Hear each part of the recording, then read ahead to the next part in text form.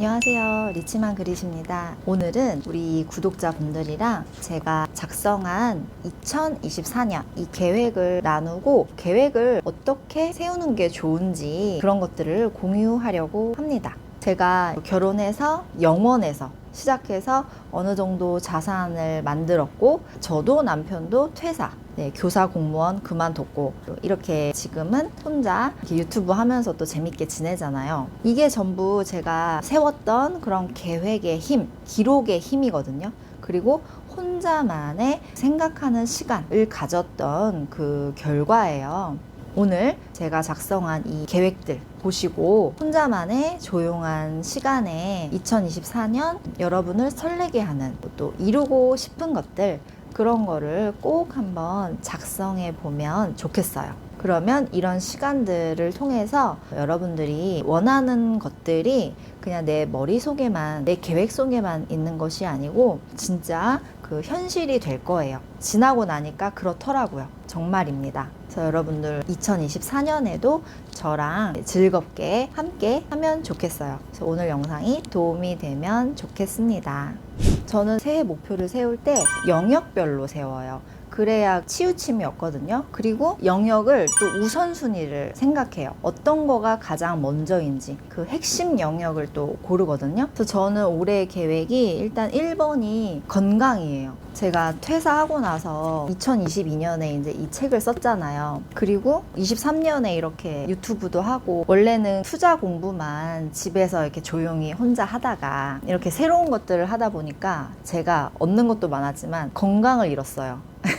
제가 뭐 하나에 이제 꽂히면은 되게 그거를 집중해서 막 파고들거든요. 그래서 한 작년 연말에는 거의 매주 좀 아팠어요. 막 이렇게 몸살 감기 같은 그런 거를 계속 겪어가지고 막 타이레놀 먹고 힘들었거든요. 그래서 이제 더 이상 이렇게 하면 안 된다. 그리고 저는 이제 지인, 언니들이 하는 말, 40이 되면 몸이 달라진다, 이런 거를 옛날에는 그런 게 어딨어 그랬는데 진짜 그런 것 같아요. 제가 이제 40이 됐거든요.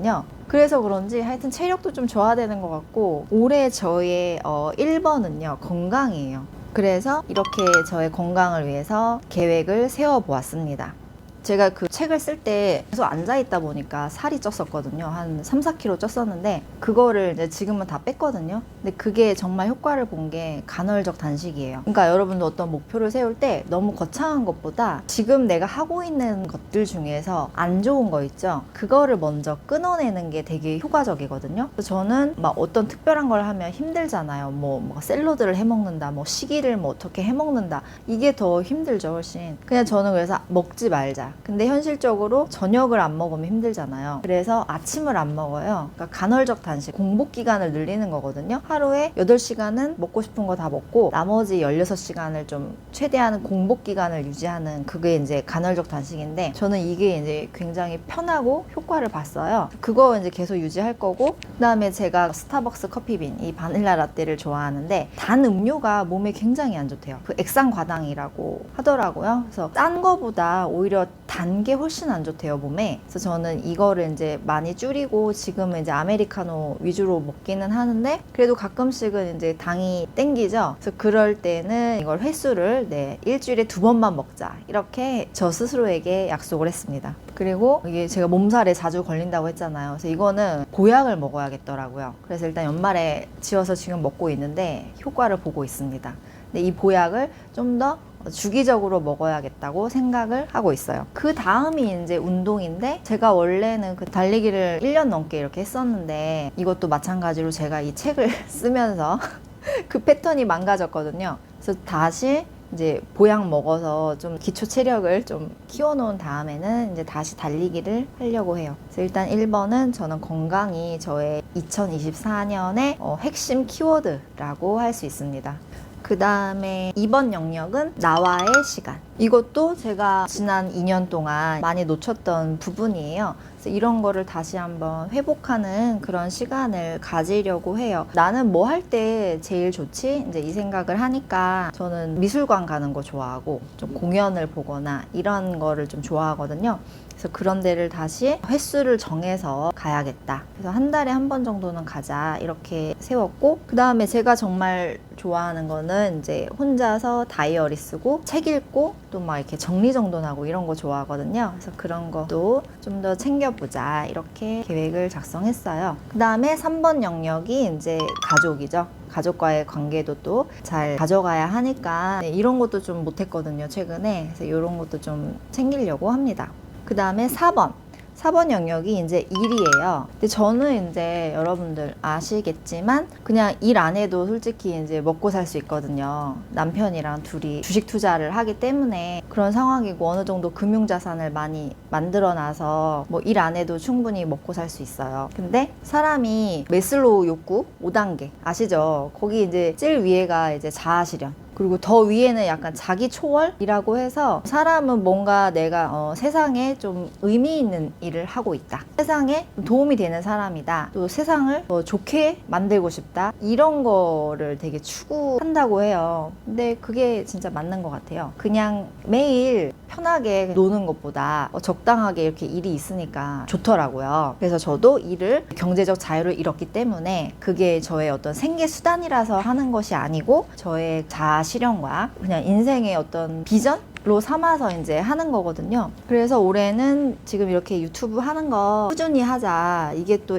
첫 번째 목표예요. 일적으로는 제가 사실 이제 작년에도 유튜브를 꾸준히 한 거 같긴 한데 업로드 평균을 보니까 한 2개 정도? 네, 한 달에 1.8개 했더라고요, 평균. 근데 올해도 그 정도로 유지해 보려고 합니다. 주업이 아니기 때문에 저는 투자도 해야 되고 또 새로운 거 공부하는 것도 좋아하고 배우는 것도 좋아하고 그러기 때문에 뭐 유튜브를 엄청 많이 업로드는 못 하겠더라고요. 근데 어쨌든 한 달에 한 2개 정도는 또 꾸준히 해보자, 이게 목표고, 저는 또 그 네이버 카페도 하고 있잖아요. 그게 지금 재테크 분야에서 30위? 그 정도 하더라고, 랭킹이. 월부가 1위고 뭐 그런데 저도 한 30위에 있더라고요. 깜짝 놀랐어요. 아무튼 그 카페랑 강의하니까 그런 거를 정말 구체적으로 도움이 될 수 있도록 운영을 해야 되니까요. 그 다음에 이제 라이브를 좀 더 해볼까 하거든요. 제가 이사를 간다고 말씀드렸잖아요. 그래서 그게 공사하면은 3월 초에 공사 끝나서 입주를 해요. 그러면은 이제 제 서재가 생기거든요. 네, 방이 4개가 돼서 뭐 라이브 같은 거를 좀 더 해볼 수 있는 그런 물리적인 환경이 생기기 때문에 그런 걸 해서 좀 여러분들하고 좀 더 소통하고 공감, 위로. 왜냐면 투자하고 돈 관리하고 이런 게 참 장기 레이스잖아요. 슬럼프가 무조건 오거든요. 제가 한 10년 해봤기 때문에 아는데 업앤다운이 있어요. 그래서 그런 거를 좀 도와드리면 좋지 않을까? 이런 생각을 합니다. 그래서 이게 이제 저의 그 일 영역에서는 요 정도 꾸준히 하자, 그거를 목표로 세웠습니다. 다음 5번째 영역이 공부, 자기계발, 자산관리. 네, 이쪽입니다. 제가 21년에 이제 퇴사를 했잖아요. 그래서 나름대로 그때 이제 자산을 가지고 그 포트를 짜서 운용을 했는데 이제 남편도 곧 퇴사를 하잖아요, 2월에. 그러니까 좀 더 이 자산 관리를 다시 좀 재구성을 해야겠다, 그게 이제 필요한 시점이 됐어요. 그래서 저희가 원래는 이제 처음에 그 부동산 투자하다가 제가 책에도 말씀드렸는데 실거주할 집 한 채 그리고 오피스텔 이거 남겨놓고 그동안 투자했던 거 저는 다 이제 매도를 했잖아요. 아주 좋은 때에 매도를 하고 나왔죠. 그래서 이제 금융자산 쪽 비중이 크거든요. 근데 그 후로도 또 제가 투자를 그 현금을 가지고 계속 투자를 했기 때문에 부동산 가격에서 대출을 뺀 게 정확하진 않은데 한 11억? 12억? 대출 빼고 그 정도 되고, 이제 금융자산 비중이 높아요. 저희가 금융자산이 한 20억 가까이 되는데 이거를 좀 이제 포트를 좀 짜야 돼요. 그래서 저희의 지금 가치관은 편하게 살려고 둘 다 그렇게 열심히 투자를 해서 여기까지 왔기 때문에 저희가 추구하는 방식은 안전하면서 편하게 이 자산 20억을 운용하는, 그렇게 짤 거예요. 방법을 대충 큰 그림은 해놨는데 이것도 언제 한번 공유를 할 기회가 되면 한번 계획을 한번 말씀을 드려볼게요. 일단 크게는 여기 적힌 대로 달러 투자, 이제 현금이 많으니까 좀 달러 투자를 하면 좋을 것 같고요. 채권, 그다음에 ETF, 또 국내 트레이딩, 국내 개별 주식 트레이딩하고 배당주 세팅하고 크게는 뭐 요 정도에서 갈 거예요. 근데 이거를 좀 더 이제 공부를 해서 자산 관리를 하려고 합니다. 또 세금도 있잖아요. 네, 그런 것까지 좀 생각해서 하려고 합니다. 그리고 이 이제 건물 투자는 이제 할지 안 할지는 확실히는 모르겠는데 저는 그냥 투자 공부하는 거를 좋아해요. 그래서 이거는 유료 강의를 이제 다니면서 들을 거예요. 지금 생각으로는 한 3분 정도 골라놨거든요. 강사님을. 그 강의도 하시고 빌딩, 컨설팅, 그러니까 처음부터 그 매각까지 도와주는 이게 한 수수료가 2, 3억 하더라고요. 그분들한테 드리는 돈이 2, 3억이에요. 제가 그래도 좀 뽑아놓은 강사분들이 계세요. 3분 정도. 그래서 저는 이거를 이제 하나씩 또 들어볼 생각입니다. 왜냐면 이제 궁금하니까. 저는 뭐가 이제 궁금하면은 그냥 무조건 배워요. 배워야 그 시스템이 이해가 확 되거든요. 혼자 생각하는 거는 뭐 아무 도움이 안 돼요.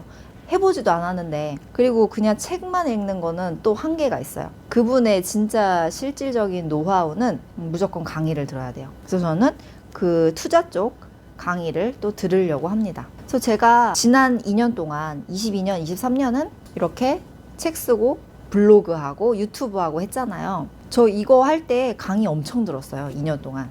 강의비 600만 원 넘게 썼어요. 근데 하여튼 진짜 강의는 너무 좋은 거예요. 레버리지를 꼭 활용하시면 좋겠어요.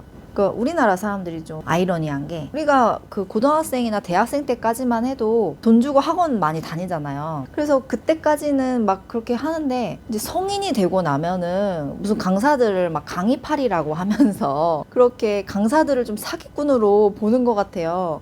많이 사기를 당하셨는지 모르겠는데 저는 강의 들으면 다 좋았거든요. 뭐 하나라도 건지면 되는 거 아닌가요? 뭐 그 강사가 내 인생을 다 바꿔줄 수는 없죠, 당연히. 그치만 그냥 하나라도 배우자. 그러면 저는 진짜 최소 한 개라도 그 인사이트를 얻고 엄청난 도움을 받고 있거든요. 강의를 통해서. 아무튼 그래서 여러분들도 꼭 관심 있는 그 분야가 있으면 너무 고민하지 마시고 그냥 강의를 들었으면 좋겠어요. 책도 읽고. 네, 무조건 배우는 거는 좋습니다.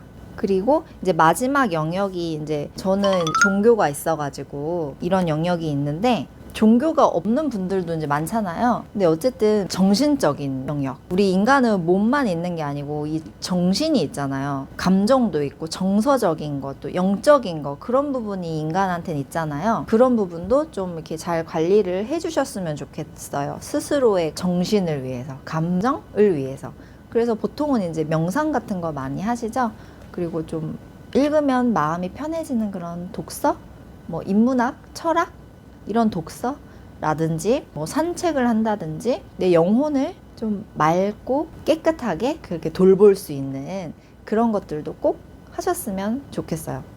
네, 그래서 오늘 2024년 저의 영역별 계획을 한번 같이 나눠보는 시간을 가졌어요. 제가 여러분들한테 말씀드리고 싶은 거는 계획을 작성하실 때 그냥 작성하는 게 아니라 이렇게 영역별로 작성해 보라는 거를 일단 첫 번째로 말씀을 드리고 싶어요.